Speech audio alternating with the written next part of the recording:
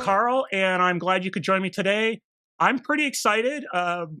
I have a special guest from Savage Tales of Eberron, the DM, the Dungeon Master, the one and only who's running the game.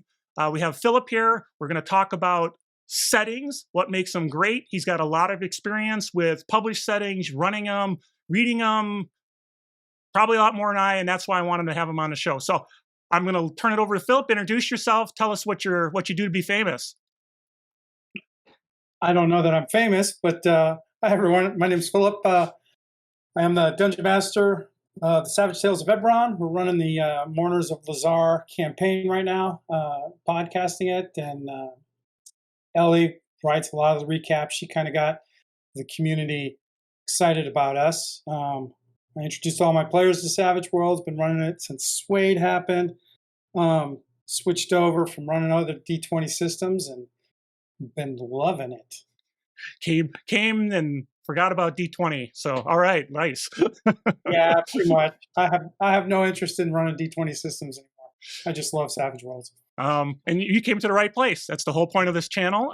And Ellie was on my my show about Savage Worlds in actual plays, and I felt really bad that conflict of schedule. I had to have you on and talk to you about something because I was pretty excited about what you guys are doing there. I listened to them and really well done. Great character actors. You guys have a great rapport with each other. That's awesome. So, but main topic. So I wanted to talk about what makes a great Savage Worlds setting. And what I mean by that is you've got something published, whether it's from Pinnacle, whether it's a third party, and you're using it, and it's what makes it special. It makes it something that you want to run and bring to the table, and you think your players are going to enjoy it for various reasons. So I'm gonna stop talking, and I'll say, Phillip, what do you think makes a great Savage Worlds setting? Well, I think the main thing we actually touched on shortly before this I'm a fan of a good story. The stories, because to me, I see tabletop role-playing games as where we all get together and tell a collaborative story together. It's not the dungeon master driving the story. We're creating it with the players all together. So it's a good story I'm really interested in. But particularly the different settings within Savage Worlds, to me, as soon as you have that good story that sets the setting, you need some good mechanics that will actually allow the players to engage in that story in a meaningful way, often in a unique way, particularly the settings, because since Savage Worlds at its base is so generic, it can work in each setting, but it's really kind of the tweaking for each setting where it really starts to shine. And I think I'm a little more on the side of, I think story is, well, part of the reason you buy the setting is because it's got interesting story elements to it and concepts. But I really want to make sure that those mechanics, and we know Savage Worlds, there's a lot of tweakability.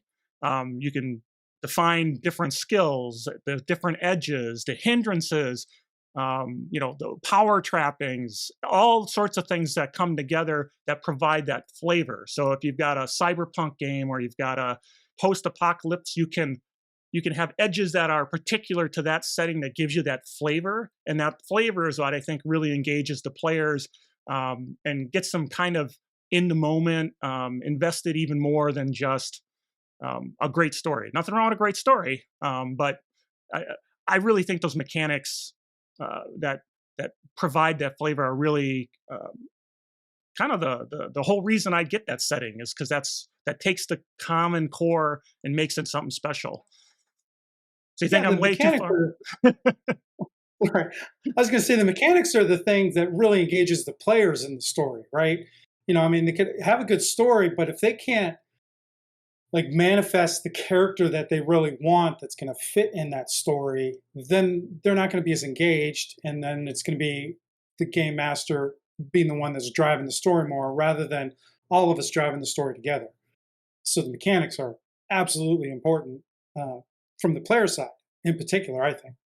So in all your experience, and I've gone through a lot of settings, and we even did a couple of reviews on this channel, not a lot, but I know there's things that just grab my attention. So how about, put you kind of on the spot a little bit? Is there a particular setting that you've used that you said, and it could be a Pinnacle or third party, you said it grabbed my attention because of these elements, which were, this perfect melding of story to mechanics? Because I know I've got my favorite in that area, but I'm interested in what kind of that real world example. Well, I mean, my favorite setting, which is our actual plate podcast, is Eberron setting. I just love the story of it, and really honestly, diving into the story aspect, the thing that grabbed me about it was how the setting was really built from scratch. I mean, I love high fantasy. It's always been my favorite, my go-to, my bread and butter. But so much of all high fantasy settings have a basis in Tolkien-esque lore, Right. essentially. Eberron to me was like one of the first settings that wasn't, because it was all built from the ground up. Yeah, and it turns some stuff on its head, right? It's like there was some stuff that just was different, fundamentally different. And I'm not an Eberron expert, but I've heard the podcast people talk about it, and it like turns some of that stuff on its ear for sure. Oh yeah, I mean, elves are a great example, because they sat down and like, okay, if you have a being that's living for 1,000 years, how is that going to actually affect their worldview and how they actually approach things, rather than just this random fact that they live for 1,000 years? And so they're all based around this idea of having a really hard time of letting go, and experiencing death, because they don't experience death a lot because they've lived for 1,000 years. Right. So there's things like that. They really were intent on having the world come out of a very recent conflict. So there's the last war that just recently ended. They also decided, most settings have like some area in the setting that's this, horrific, destroyed area that's rife for adventure. Mm-hmm. But it's usually off into a corner somewhere. They wanted to put it right in the center of the world. Thus you have the death of the nation of Seir and the mourning that happened. It's right in the middle of the continent. So there's our settings that are sort of, I built my novel, but yes, I'll put a little thing over here that you can go spend some time in if you want. But otherwise, everything else is perfectly well defined already without your help. Yeah. And then to me, my favorite aspect of it is if there's this level of magic that's so present so often, why haven't they used it to solve fundamental daily problems in people's lives? And so Eberron's driven by this low-level magical technology that replaces what we've seen happen in the scientific revolution in our world. It's replaced by this magical revolution based in artifice and dragon shards and all that kind of stuff like that. That's the idea to me that I think really captured me for Eberron. Oh, very cool. Very cool. Yeah, a lot of urban fantasy. I'm thinking TV shows and things like that. There's a couple of urban fantasy settings. Ran out right out of my head. Masters and Gods, or Gods and Masters, I think might have been one of them. But a lot of TV shows, the urban fantasy, it's like we got elves and dwarves and orcs in the middle of a city, and everything's exactly the same, except it's a city now, right? I mean, everyone just takes that and thinks about it, which was kind of cool, I thought. Yeah. So, and I was going to say, it was that story about that really grabbed it to me, and it's been my favorite setting for a long time now. And I can't say in particular, and in 5th edition, in particular in D&D, that there's mechanics necessarily that really encourage that story per se. It's only really when I came to Savage Worlds that, to me, Savage Worlds is the perfect system for what Eberron offers, because it's intent to be high action, pulpy, very noir. There's all sorts of villains that you can find. It's, the player characters are intended to be heroes in a world that's on the verge of continued conflict. and to me, Savage Worlds is great. So it's the mechanics of Savage Worlds that really drew me because it allowed me to tell the kind of stories that I wanted to tell in Eberron that I wasn't always quite capable of doing in fifth edition. Yeah, I think that is something that I really like about Savage Worlds as well, is that there's not that sense of there's something out there that I can't even dream of touching until I progress through these 10 levels of, I mean, killing the rats and grinding, and now there's something I Right. can reach to. Savage Worlds, technically, if you really wanted to reach to that star, you might get slapped down, but there is a chance, and you might go out and have a good time while you're just, barely scraping and trying to make it. But you could try, and no one's going to stop you. So that's pretty cool. Yep. So for Yeah, myself, that's actually one of the things. go That's ahead. one of the things that Savage Worlds has taught me is to get rid of encounter balance, get rid of No such magical thing. item balance, get rid of all that stuff, throw it out in the window, and just create the story. And sometimes the story tells the players, you guys better run, or you really need to think of this differently than just going into straight fighting. Or hey, yeah, there's a bunch of things here, goblins that you could just mow down and feel like a giant. All that stuff is present.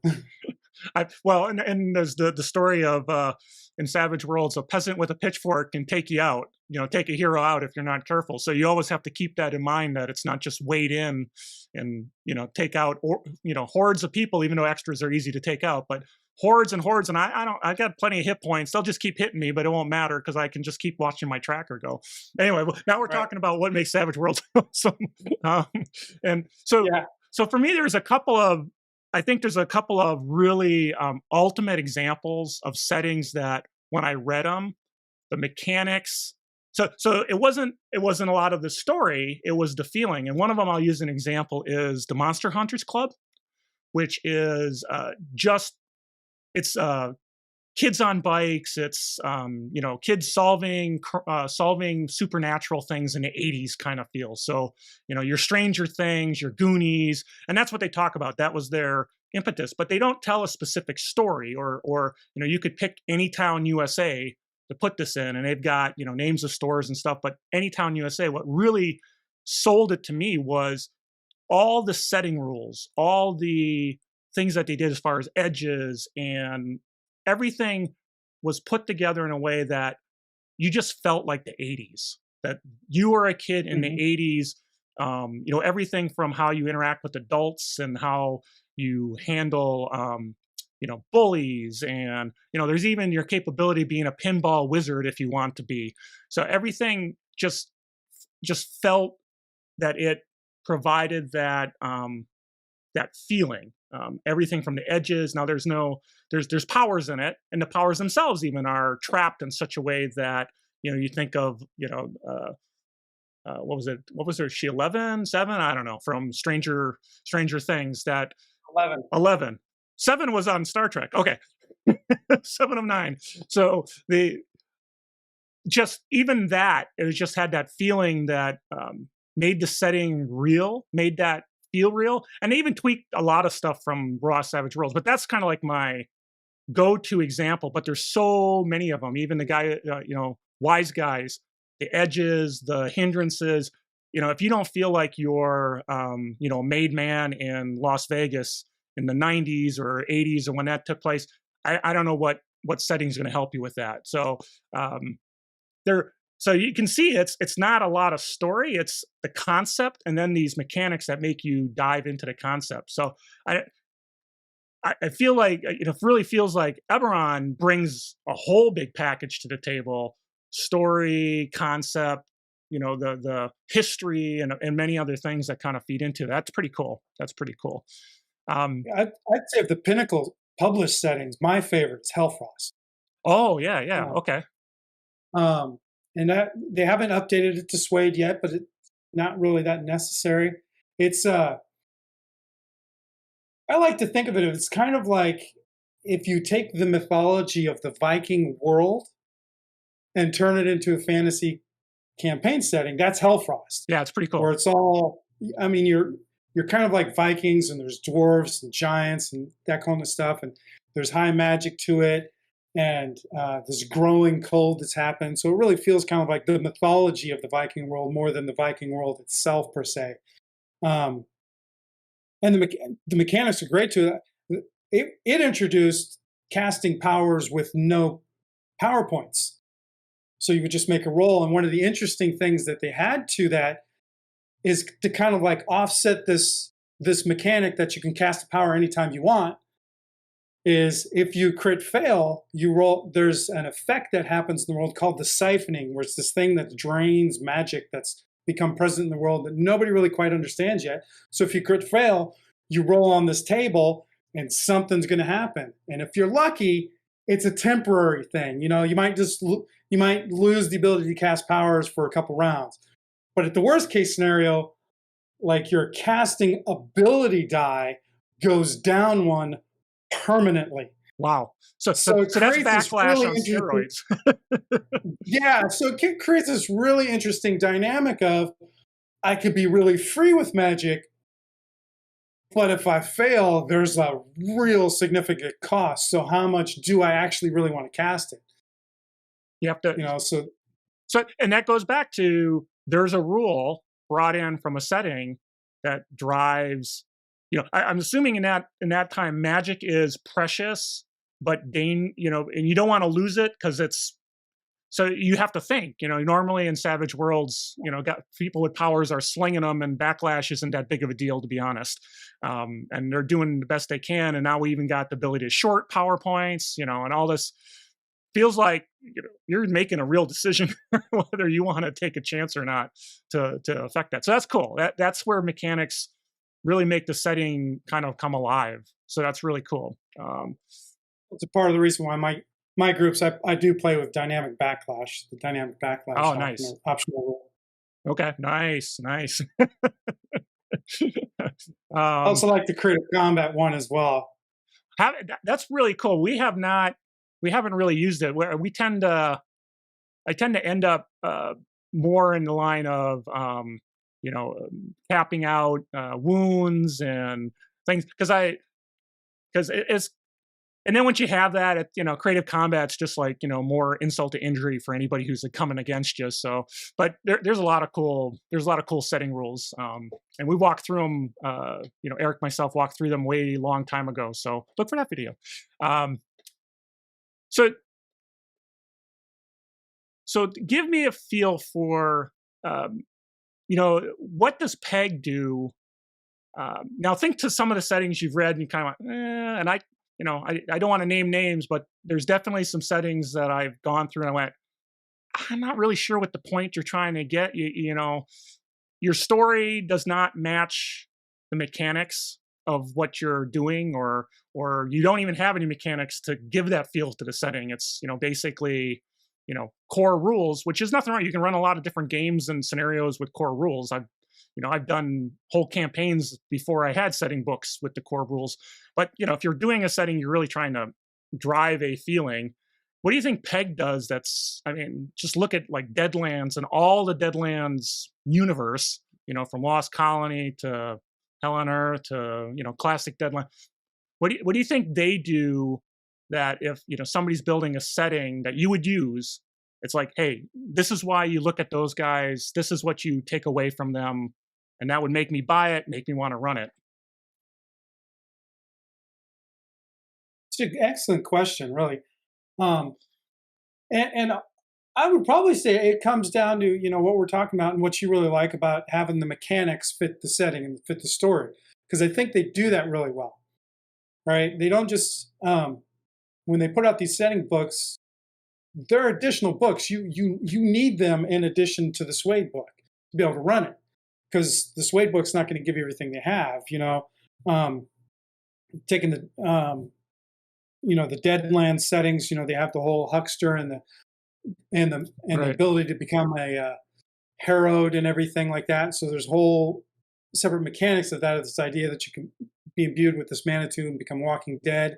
Talk about Hellfrost and like the siphoning effect and creating this high magic setting. Right. And they're recently coming out with Savage Pathfinder. Interestingly enough, one of the things that has created some of the greatest contention is like the class system added to the Savage Pathfinder. But I would contend that, that's actually one of the things that makes it Savage Pathfinder, because it Mm-hmm. is such a classic part of the system that it's trying to recreate. You know, everybody who plays knows this idea of, you know, bards, paladins, and druids and all that kind of stuff like that. And so creating some mechanics that truly give you that kind of feel within the context of the advancement system and the grabbing of edges, I think overall, for the most part, they did a good job. You know, is there some things I would tweak? Of course, but I mean, don't all of us that GM a Savage World game end up tweaking something anyways? Sure. Everybody house rules But at I some mean, point. Yeah. but I think that's overall, generally, the thing that they do really well is that they look at the world and then look at, okay, what mechanics from the core system do we need to tweak?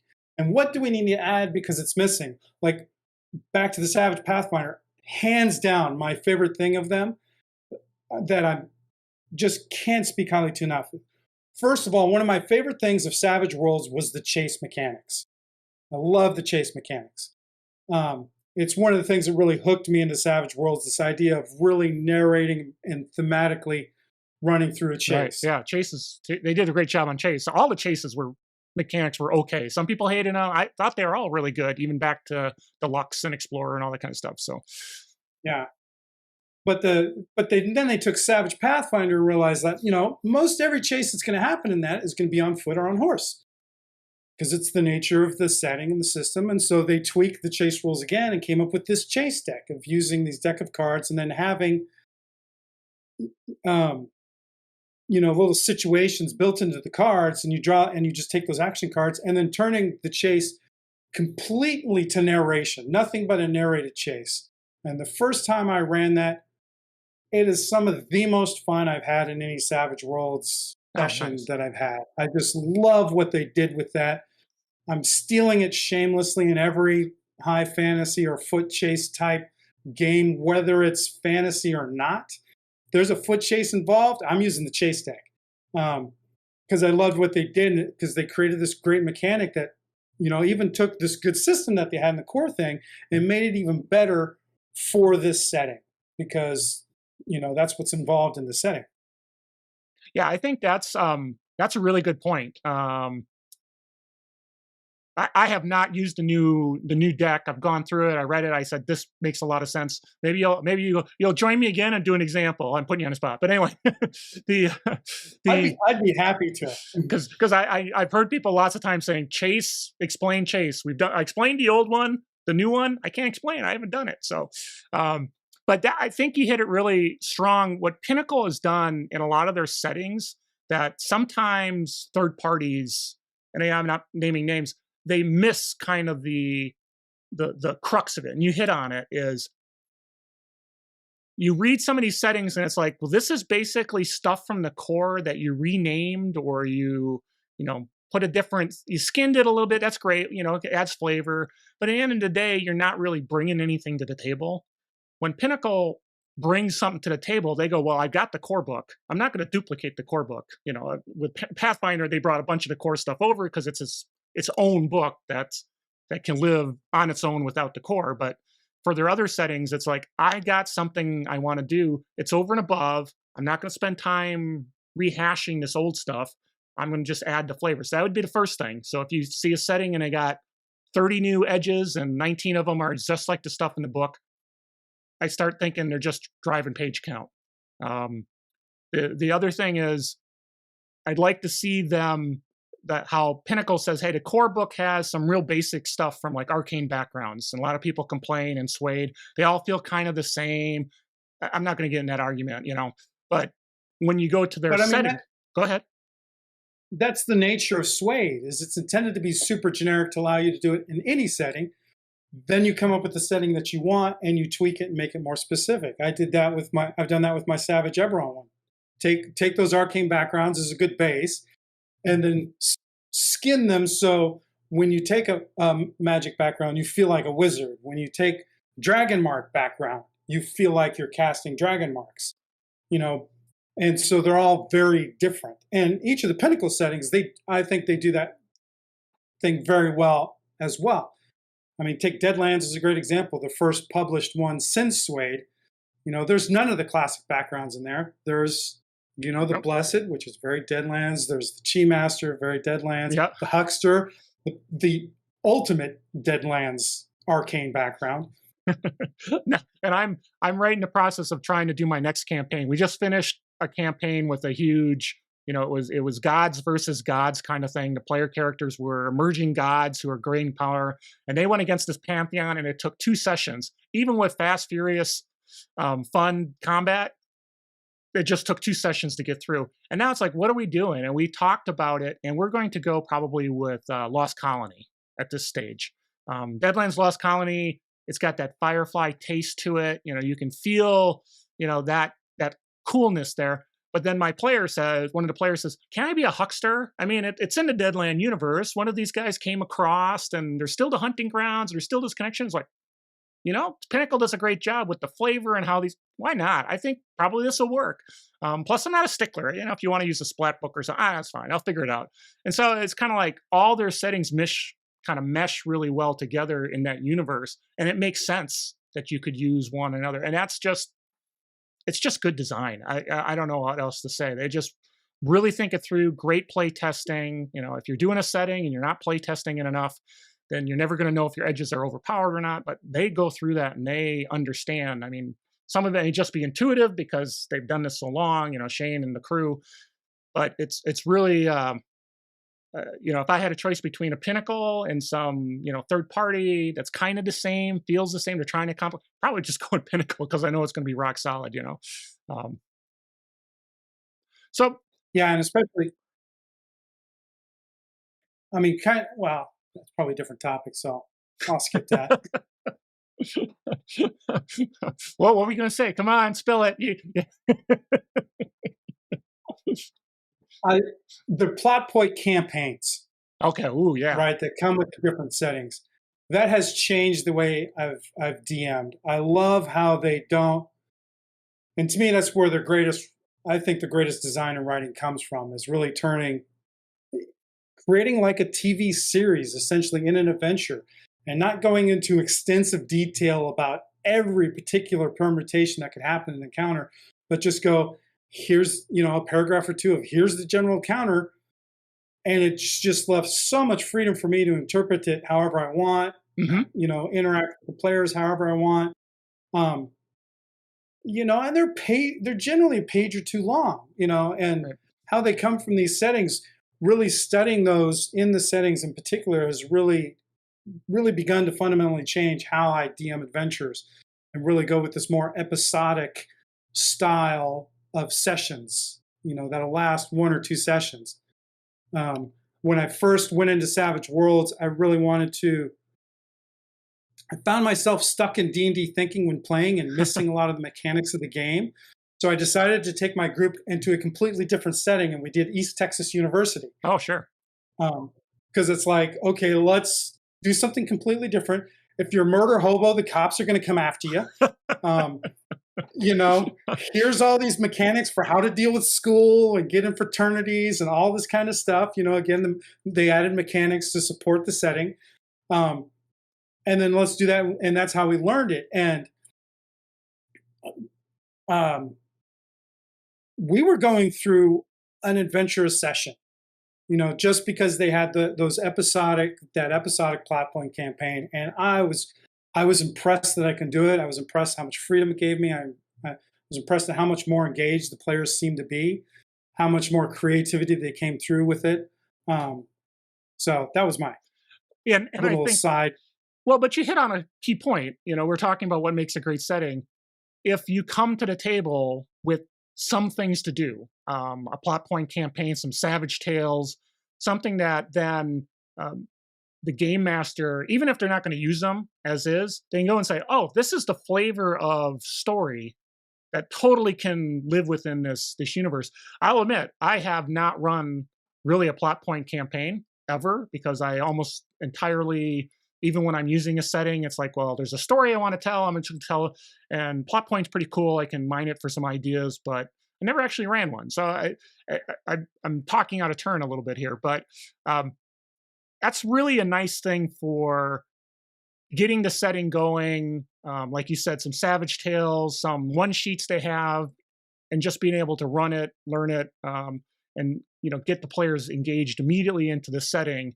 I have to consider that maybe for Lost Colony. Maybe I should go through that path and see what it does. Though I seem to remember reading it gets them into space really soon, really quickly, and I don't know if I want them off planet that quickly. So we'll look at it. We'll see how it goes. But that's another big thing is if you're trying to get a setting, it'd be nice to have something that tells you where you can go with it to start with and give you that, written by the author in a way that gives you that feeling, the tone, right? So if it's post-apocalypse and you got some stories or some Savage Tales that make you feel that, despair, now you know the flavor that they're going for and how all these things kind of meld in versus something that might be a little happier and here's something funny and okay, cool.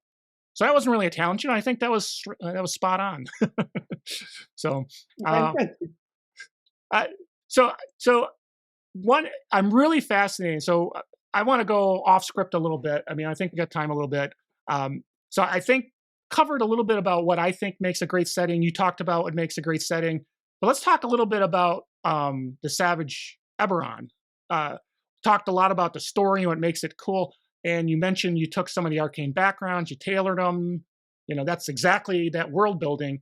Did you go and tweak edges and add new hindrances and do, change skills? Did you do any of that sort of thing to kind of, or was it like Suede really did the job except for the things that have to be plugged in and modified to make like arcane backgrounds work? A lot of both end. Okay. So because I started with Suede and was running with Suede, and Suede I really actually had to tweak a lot.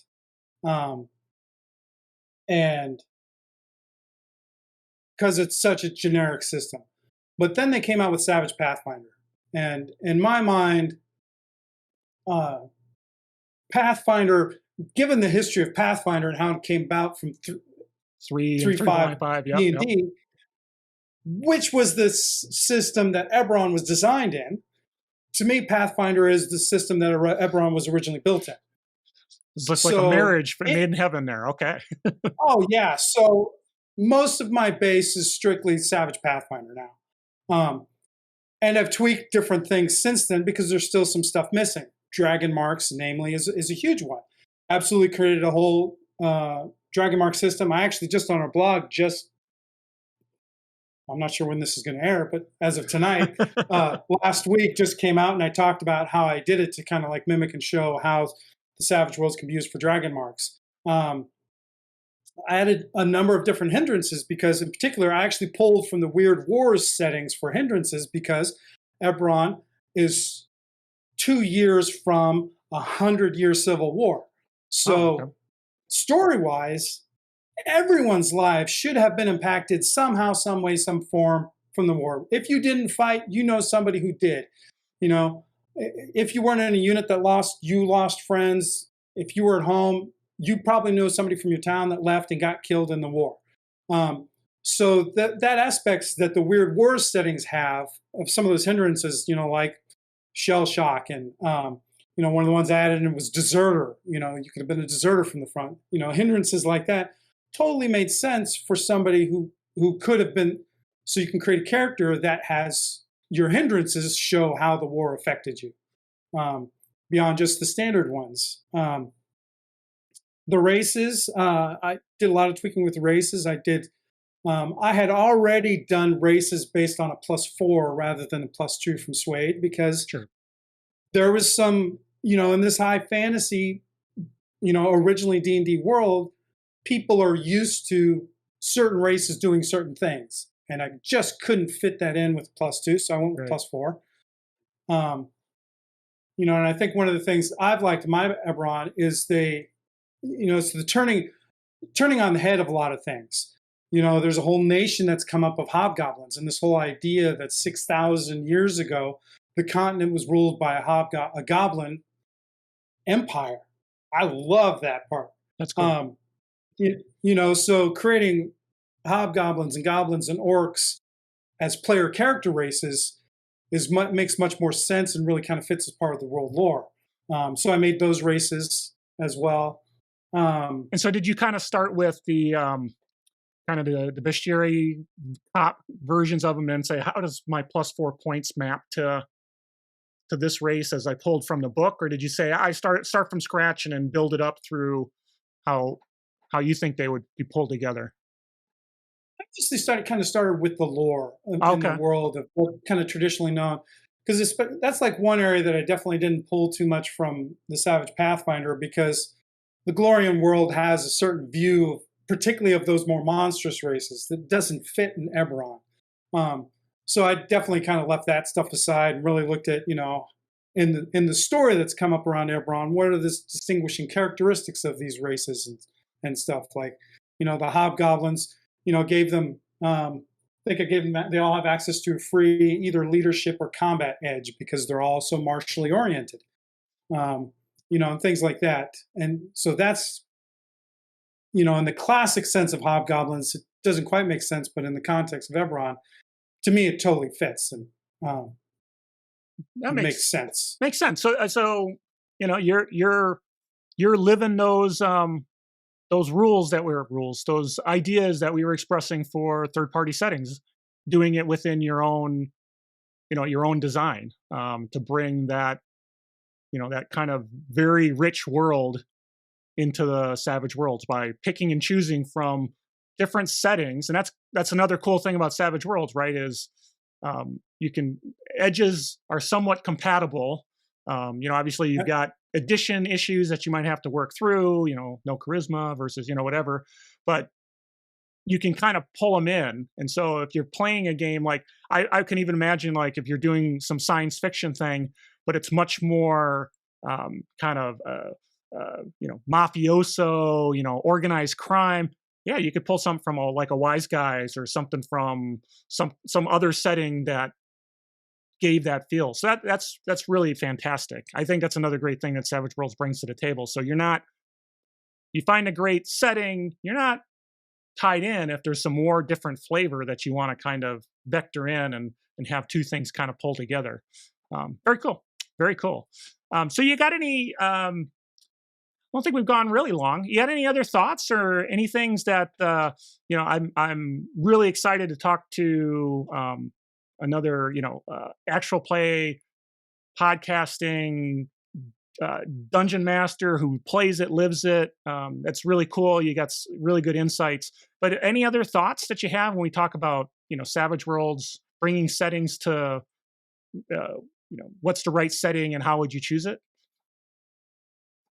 Well, the first thought that comes to me is I'm generally the kind of person that likes to dive deep into something, particularly, when it comes to stories. I like to really know the stories. So I've never been one that's jumped from different types of systems to different systems. I've always gone into one and usually picked a world and try and dive into it. So I certainly came into Savage Worlds hearing from the Manifest Zone podcast and Christian Serrano talking about Savage Worlds. There was something about how he talked about it. It was just kind of like, I'm going to check that out. There's just a quality of how he's talking that makes it sound like this is really going to help me tell a better story. And it did. So I got into Savage Worlds hoping that it would help me tell an Eberron story better. And I would just keep on diving deeper into Eberron. And then I came into the system that's a generic system that can be used in all these different settings. And I had no idea just how many settings I was going to end up playing in and dungeon mastering in. It's one of the things I just truly love about Savage Worlds. I've either played or dungeon mastered in, Weird Wars Rome, so a historical Roman setting, sci-fi. We were in space and ships flying on different planets, to Hellfrost, to post-apocalyptics, to Eberron, to university students in the current day and age. And I could do it every time without learning a completely different system. Yeah. Because the system, especially with these different settings, when you tweak the mechanics, the system works really well to allow you to tell these different stories in any genre, any place, any style. Um, and so that's like, I think above anything, that's like the thing I've come to really enjoy about Savage Worlds. Yeah, and I can't agree with you any more than that is what I came to Savage Worlds because I had stories I wanted to tell that weren't fantasy.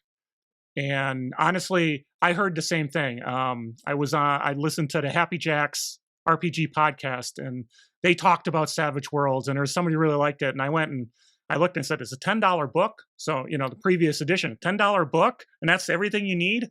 All right, well, cool. Well, it's $10. $10 for the PDF? PDF, yeah, yeah. But this was $10 for the paperback back then. Okay. So and I got that at Gen Con. And I brought it home and was like, yeah, I can. This is all I need to run like a modern,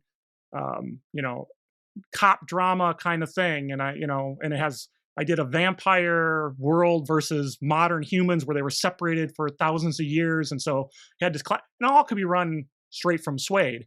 And that was before, or not Suede, Explorer Edition. That was before I even knew there were settings. And so there was so much capability there just out of the box. And then when you found settings, it was like, well, now I can add so much more flavor. And, I'm allowed to change edges. Okay, cool. I can do that to make the flavor work. And it's really an awesome setting for that, or awesome game for that, to be honest. And I haven't played a lot of D&D since. I was a D&D guy all since AD&D up, and I just haven't played D&D a lot because I agree with that system mastery. It'd be nice to have some system mastery, and then that gets out of the way, and you can focus on the story that you're trying to tell, and not try to know the mechanics of what's going on. And I think settings with the core book give you that happy balance between something that's tailored towards a feeling and what you're trying to accomplish, and something that's kind of generic and you can really understand it, versus obviously there's games that are, like the Alien RPG, everything about it is built to make you feel like, that horror of being in the Alien movie. I still think I could, with the right setting, you could do that in Savage Worlds. You just have to understand what your feel is. But I actually, honestly, that's exactly one of my con games. It's kind of an alien thing, but I turn it on its ear. It's different, but it's exactly taking. Oh, I don't know. I'm going off track. Anyway, so Savage World's great.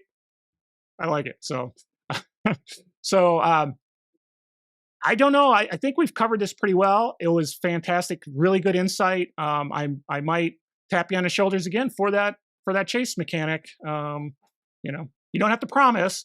I'd be happy to promise. I would love it. I actually, I'm particularly on the Eberron Discord channel, and I've now become one of the big advocates to talk people up to try and get them to at least try it. And I've run an introduction to Savage Eberron session, specifically trying to get new DMs. Like, if you're interested in checking out, I did it as a 3 or 4 session adventure, specifically for DMs to try and get you to, and it's meant to go through different mechanical situations, one of them being the chase.